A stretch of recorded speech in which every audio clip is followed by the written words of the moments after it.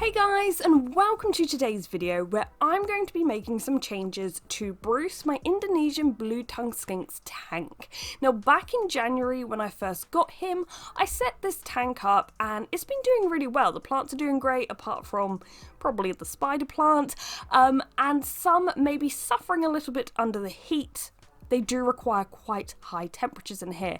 So I want to focus on creating more of a hiding wooden area over the warm side and more plants over the cooler area where they can thrive, as well as upgrading the cork hides because Bruce has grown a lot since I got him.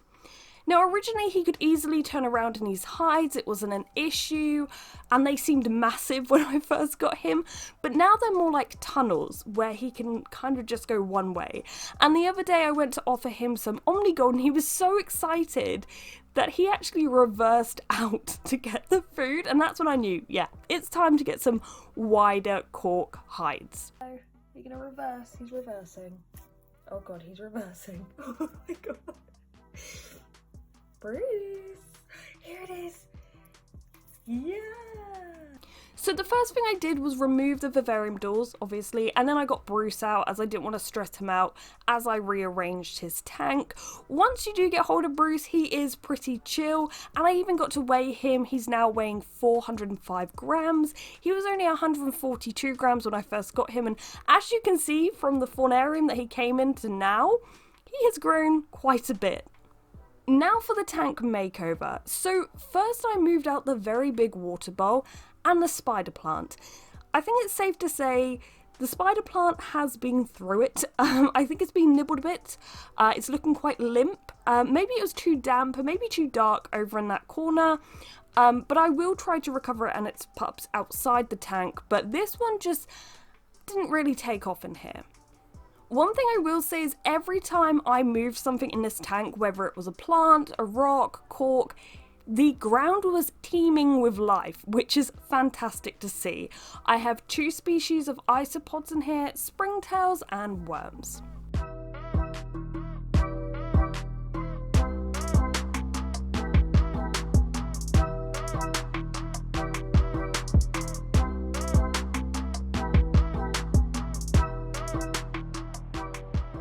Next, I was trying the new piece of cork out for size.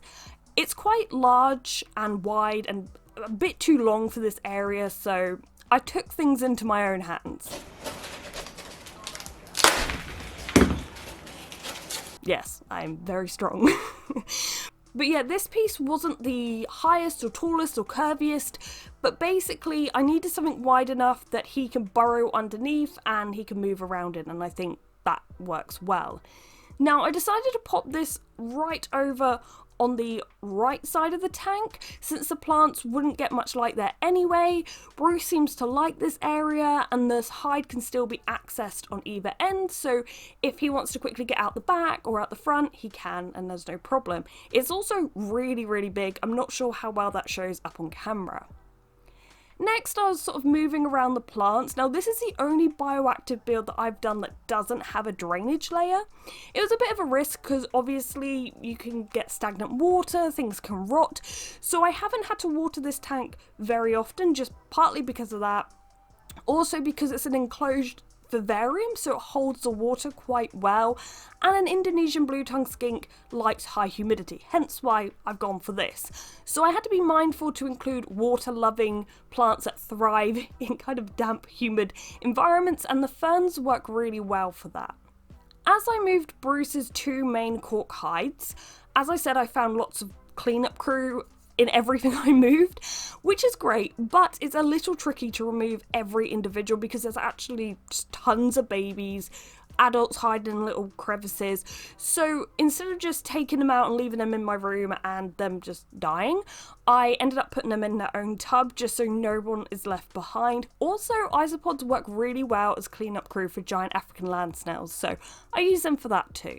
I then end up doing some more adjusting over on the hot end. Now keep in mind when I'm doing this, the tank is so humid, the lamp is set to 40 degrees Celsius on the basking area, so this wasn't the most pleasant experience. I would have turned off the heating, but overall this didn't take me too long, and at one point I did accidentally touch the bulb, which, yeah, would not recommend.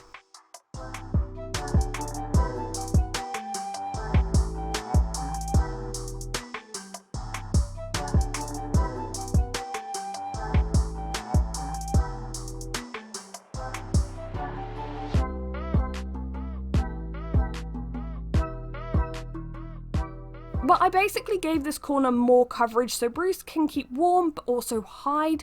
I have found that blue tongue skinks like a fair bit of coverage, so I wanted to use branches and stuff like that to create that. I did also add one of the crotons back into that corner just because crotons can deal with a little more heat than other plants, and also it's just nice to have a little bit of greenery. I also have this little calcium bowl in here for Bruce. I do 3D print these and sell them on Etsy and my website. It's just, we always get recommended to give calcium bowls to leopard geckos, but what about other reptiles? And I think, considering Indonesian blue tongue skinks eat snails in the wild and probably get a lot of calcium from them, it would be nice to just add this in here just as an option. And then we were done, so now there are plenty more size appropriate places for Bruce to hide in. He also loves to hide behind the really big ferns, so if I can't see him in his hides, he's usually behind there. Also, the branches are there for him to kind of climb on, but what he mainly does is I catch him basking and just resting his head on the branches a lot of the time, so it's so cute. So they were a definite must in here, but also they provide that sort of overhead shelter.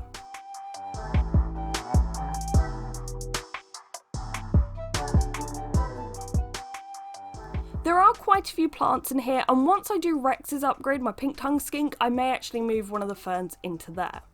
Then it was time to move Bruce back in. He did kind of get freaked out by his own reflection in my camera, but since I haven't changed his tank since I first got him, I haven't really changed too much in there, I wasn't sure what he'd make of it, but actually he took off exploring and settled in right away. And as you can see, these hides are far more spacious.